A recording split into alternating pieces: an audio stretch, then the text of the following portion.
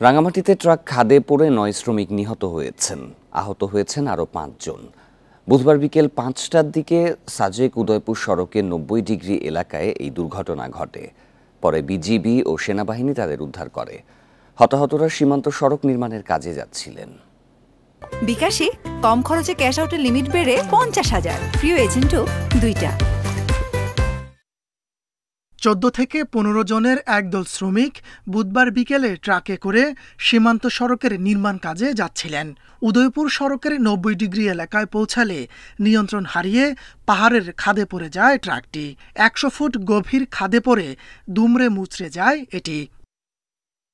শ্রমিকরা বলছেন, অতিরিক্ত গতির কারণে নিয়ন্ত্রণ হারায় ট্রাকটি।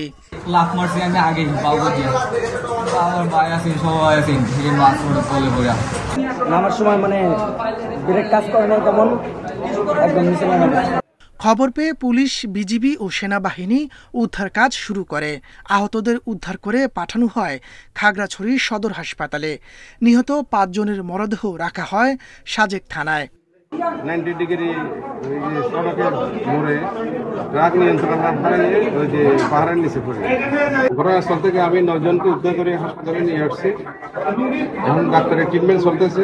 চিকিৎসকরা বলছেন, আহতদের মধ্যে একজনের অবস্থা আশঙ্কাজনক। ৯ জন আমরা ভিকটিম পেয়েছিলাম এখানে, যারা অ্যাক্সিডেন্ট হয়েছে এর মধ্যে ৩ জন ব্রড ডেড এবং একজন হচ্ছে এখানে চিকিৎসারত অবস্থায় এক্সপায়ার করছে এবং আরেকজনের অবস্থা খুবই সংকটাপন্ন। গাজীপুর, কুড়িগ্রাম সহ বিভিন্ন জেলা থেকে কাজে গিয়েছিলেন এসব শ্রমিক। Independent news.